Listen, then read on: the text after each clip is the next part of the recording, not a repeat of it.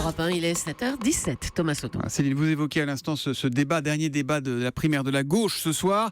Eh bien, c'est le regard d'Yves Tréhard ce matin. Bonjour Yves. Bonjour Thomas, bonjour à tous. Pour vous, cette primaire du PS vire un double mensonge. Oui, un double mensonge pour un suicide collectif du Parti Socialiste. Alors le premier de ce mensonge, c'est bien sûr le soupçon de manipulation organisée pour gonfler la participation au premier tour afin d'éviter le ridicule.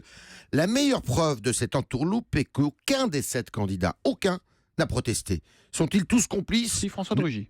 Oui, François de Rugy. légèrement, très légèrement. Ne cherchez pas ailleurs les raisons du rejet des partis politiques par les Français. Alors le second mensonge, eh bien, c'est de faire croire que dimanche soir, Hamon et Valls peuvent se réconcilier, s'embrasser comme du bon pain et repartir bras dessus, bras dessous. Cette primaire va encore un peu plus déchirer le PS, l'achever même. Mais le soutien du perdant au vainqueur, c'est pourtant l'engagement pris à la télé par les 7 candidats au début de la primaire.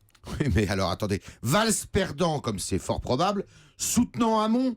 Mais attendez, c'est une farce. Ce serait une farce. Qui pourrait croire ça ? Ils ne sont d'accord sur rien. Et le débat va le montrer ce soir. Hamon est écologiste, pas Valls. Hamon est pour le salaire pour tous, pas Valls. Hamon veut légaliser le cannabis, pas Valls. Hamon est pro-immigration, pas Valls, etc., etc., etc.